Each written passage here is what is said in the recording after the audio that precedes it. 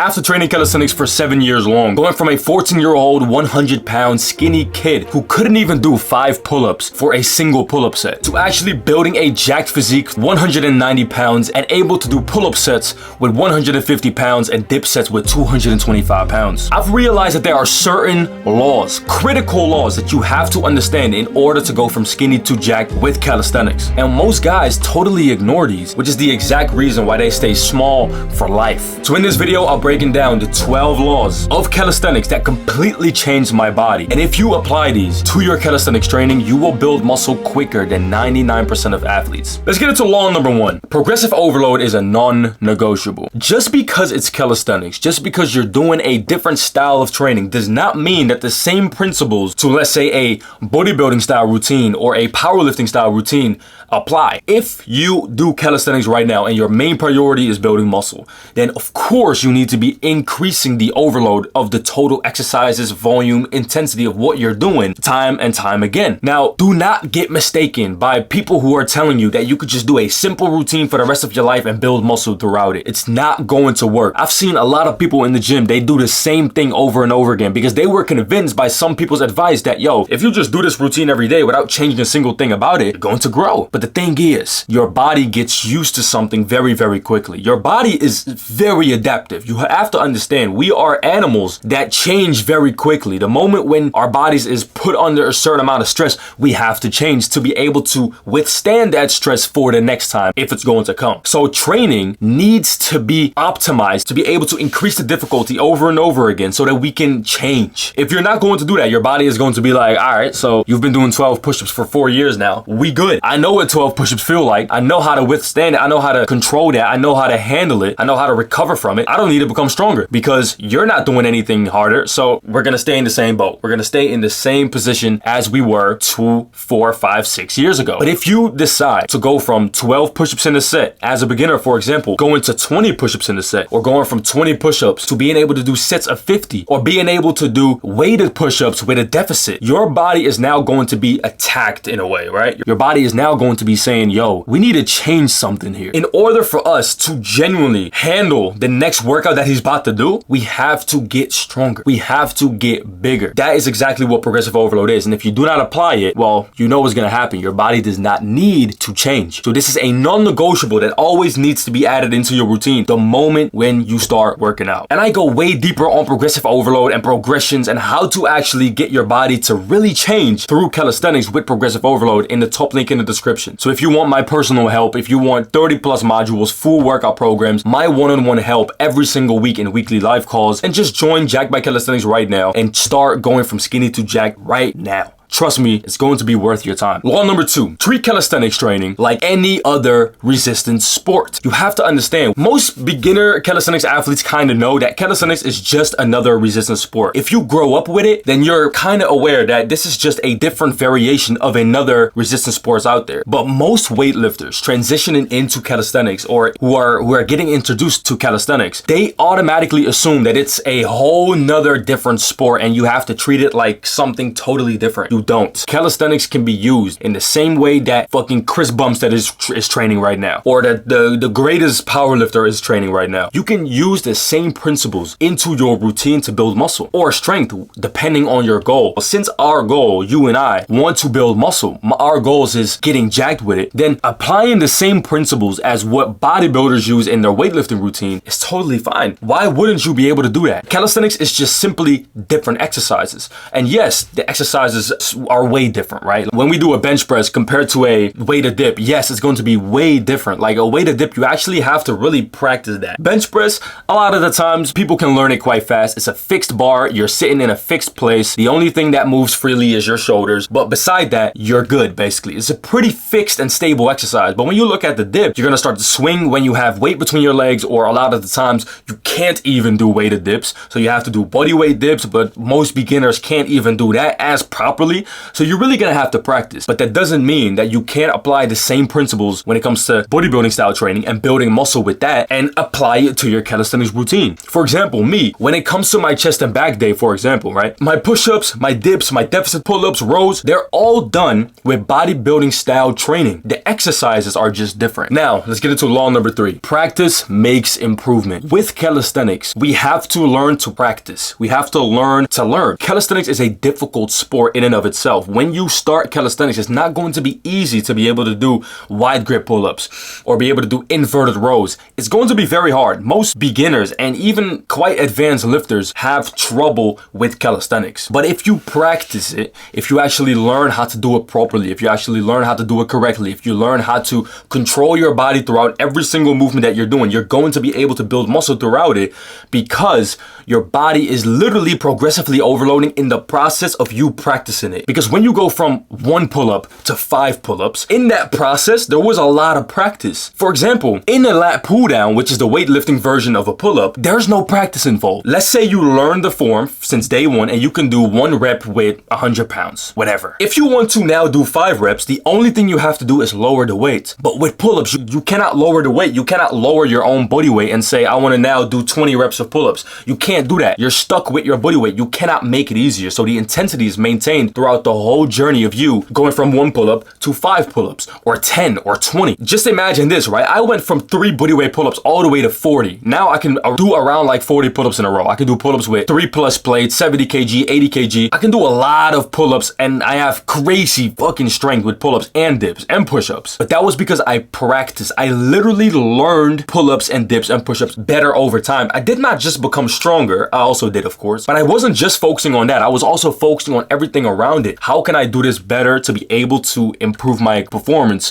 when it comes to my strength sets, when it comes to my hypertrophy sets, my endurance sets? What form do I need to now shift towards to be able to do this properly and to be able to get stronger? What type of methods do I need to use? It's a lot of learning. So if you learn, you progressive overload, and if you progressive overload, you grow. Now, law number 4, basic specialization is what you need and must prioritize. Basic specialization basically implies on that you need to focus on the basic movements of calisthenics, such as the pull-up, the dip, the squat, the variations of those.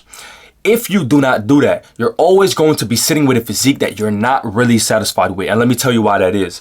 The moment when people stop prioritizing the push-up, the pull-up, the dip, the squat, pike push-up, basic calisthenics exercises that most people think are too easy, out of their mind, they automatically shift towards training that focuses more on isolation, such as ring bicep curls, pelican curls, tricep extensions, and they start prioritizing that into the training more than the basic exercises that the entire sport of calisthenics stems from. If you stop prioritizing that shit, trust me, within a very short amount of time, you'll realize that you'll need to go back to that shit. Because the moment when you just delete that out of your routine, your physique is always going to be lagging, as well as your strength. The reason why I always teach every single member inside, or my personal clients that I coach one-on-one also inside of the program, I always have them do the basics more than any other thing on the side, such as specialization for arms and shoulders and isolation movements. Why? Because calisthenics stems from that. Calisthenics stems from the pull-up, the dip, the squat, the whole sport literally comes from those basics. When you look at the planche push-up, it's just an advanced push-up. When you look at the handstand push-up, it's just an advanced pike push-up or just an advanced decline push-up. It's all the same. But if you don't focus on that thing and get stronger throughout it, you're never going to get to this point where you want to be at. So if you take that out of your routine completely and think, I'm going to train as a bodybuilder, so I'm only going to do isolation movement with calisthenics, you're leaving so many gains on the table. I wanted to say potential gains, but it's not even potential gains. It's the gains that you just need. The gains that you could have made in your first 6 months of training are now gone because you only focus on the thing that you should not focus on. You should focus on the most important thing in order to go from skinny to jacked, and that is basics. Basics, basics, basics. Once you have mastered that more and more and more, and you get stronger throughout it, now you can add in some isolation shits and some all types of things basically to go from intermediate to advanced. But from beginner to intermediate and even to advanced, you have to prioritize at all costs basic movements. I still do that to this day, and you need to do that for the rest of your life. Now, law number 5, variation is key. Variation is basically what we need to use in order to progressive overload. It's not always the case though, because for most people, yes, you can increase reps until you at 70 reps of push-ups per set. Technically, that's progressively overloading without changing the variation. But what is more reliable? We have to ask this question ourselves daily. What is more reliable? Is it doing push-ups all the way to 70 reps per set and building muscle throughout that process and doing that every single day? Or is it by making the push-up just slightly more difficult? For example, changing it to a deficit, going a little bit deeper than what you usually went, or adding a slower tempo to the negative. Is that more reliable? The answer most of the time is yes. It is more reliable because we don't need a bunch of endurance for this. We don't need a crazy different mindset that we need to tap in before going into a 70 rep set. We don't spend a lot of time in the exercise while still getting the same or even more ROI for it back. You see, when you're doing a push-up set of 70 push-ups or a pull-up set of 30 pull-ups per time, it takes a long ass time. It takes a long ass time to recover. You need crazy endurance for it. Mentally, it's very fatiguing going into that because having 30 reps in your mind to do is going to be like, oh my God, I have to do a set of 30?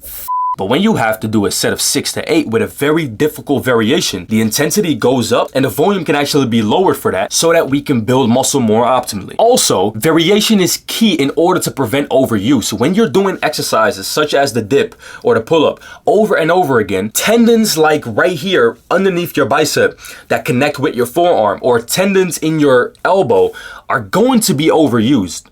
And the reason why that is because our muscles recover very quickly. Our muscles take like 24 hours to 72 hours, maybe a little bit more to maximally recover so that we can go into a next workout, right? But tendons, ligaments, bones, they take way longer. They can take up to weeks, if not months, to fully recover. So if you do not let them recover, then you're also going to be having trouble with your performance and you're most likely going to be risking some injury in the future. So how do you prevent that? By not overusing the same exercises over and over again so that those spots get very beat up. When you, for example, do normal bodyweight dips every single day, like 1,000 a day. Matter of fact, I used to do that. I used to do 1,000 dips every single day for 10 days. It was a challenge I did on Instagram back in 2023, I think. I did 10,000 dips in 10 days. The thing was, yes, I was able to do it, but after 10 days, my shoulders and my elbows were fucked up to the maximum potential and I had to rest for like a week. It was fucked up. I couldn't even move. My elbow was literally locked. And the reason why that was is because I was overusing the same thing. If I just made a slight change in my variation, so doing first 1,000 normal dips and then doing deep dips without locking out and then doing only the upper portion of the dips and then doing only push-ups, then my body would be able to recover way better because my elbows are now actually able to kind of recover in between the sessions that I'm doing because they don't get the same type of tension per variation that I do. On normal dips, the tension is very high. On push-ups, the tension is way lower, so they can recover during that session. You understand? So apply that, and that way you're going to prevent injury, but you're also going to be building muscle more effectively. Now, law number 6, apply bodybuilding knowledge to your calisthenics routine. And this is something that I spoke about earlier, but you have to start implementing this into your training routine ASAP. Why wouldn't you use the most effective tactics available in the game as of right now in order to go from skinny to jacked the fastest possible way to your main passion, which is calisthenics? Calisthenics is something that you want to do, correct? You want to be able to do calisthenics, but also get big with it. Well, why don't you apply some of the very important principles that bodybuilders have used, that fucking greats have used in the game, that are science-based, evidence-based, results-based, that you could use in your calisthenics routine? I know a lot of calisthenics athletes, especially endurance calisthenics athletes, they hate on bodybuilding, and I used to do too, but I think it's actually a gift that we have bodybuilding so that we can learn from that style of training and put it into our calisthenics routine and then build muscle with it our way. We can literally use whatever they're saying in our advantage to use in our calisthenics routine with our basics, push-ups, pull-ups, dips, squats, and use it to the maximum potential to gain muscle with it way more quick than what we were doing before or what even certain weightlifters are doing. You understand? And it also has crazy carryover to weightlifting. So let's say you want to combine in the future, then doing a bodybuilding style calisthenics is always going to be the best way about it, because when you're then going to go to bodybuilding style training with actual weights, if you would want to in the future, let's say you want to do hybrid training in the future, you're going to be quite good at that because you've already been training with that style, but just with different exercises. Now, please understand, these laws that I'm teaching you here is exactly what I use to go from skinny to jacked, and I've not been using anything else. This is my style of training. This is my blueprint. This is what I do. Take a look at these people who are implementing the same thing without them even actually knowing. I just teach them without telling them that it's a law, but I just add them into the programs, and they're adding strength and muscle to their physique ASAP and quick because they're just staying consistent with it. So if you do the same, you'll be sending me the same messages. So join Jack by Calisthenics right now, and you'll probably be one of these athletes as well. Now let's get into law number 7, master weighted calisthenics. I went from, as I said, 3 bodyweight pull-ups all the way to doing pull-ups with more than 150 pounds. For reps, by the way. And the way that I did that is by eventually making the leap of doing weighted calisthenics. I know that bodyweight calisthenics is very fun, and it's fun to do a lot of reps. It's fun to do crazy variations, look cool, impress people. I know it's fun. But after a little while, your strength should be a priority, and your strength should be a priority because your muscles are going to grow when you get stronger.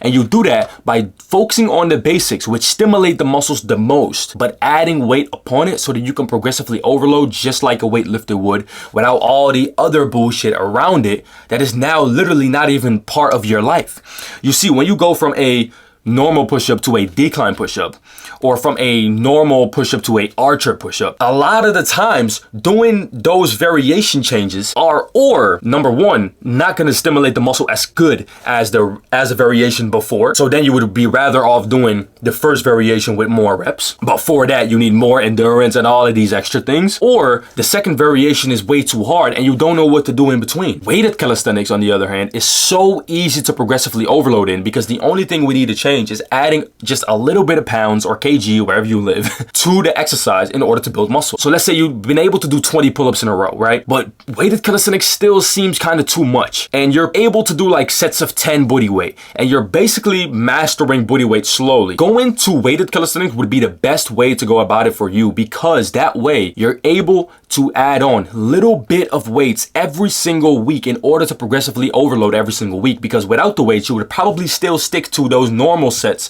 and normal reps that you were doing, leaving gains on the table. Now, law number 8, this is very important. Focus on your weak points at all times. If you are a calisthenics athlete and you've been training for quite some time, after you've gone from beginner to intermediate, to go from intermediate to advanced, you're gonna have to really focus on your weak points, such as isolating the muscles that are lagging or changing up the variations that you're weak in. When you start to do that, now the muscles are gonna be working harder, which is also a form of progressively overloading. My mistake was that I never really trained my shoulders correctly, and I'm only until 3 or 4 months ago I started doing it correctly, and also the most important part, consistently, to build muscle with it. So I started prioritizing my overhead strength, which I was never doing before. Now, with prioritizing my overhead strength, my dip strength increased. It was insane. I was shocked by it just because I changed a variation where I was weak at, where it was not that fun doing it, but I had to do it. My fun stuff, the things that I were already good at, start to become better and better and better, which is going to result into building more muscles with those exercises that you're already good at, as well as the progression and the strength that you're already now going to gain by focusing on those weak areas. Law number 9, very important. If you're not going to be implementing this, you're leaving gains on the table. Learn to train on rings. I have been promoting rings on this channel for such a long time. I even have the second link in the description where you could get rings and any other calisthenics equipment with the code BARS10, which is going to be saving you 10%. If you get rings with this code and you just get them today and tomorrow you start implementing them, the gains that you will already make will be so insane,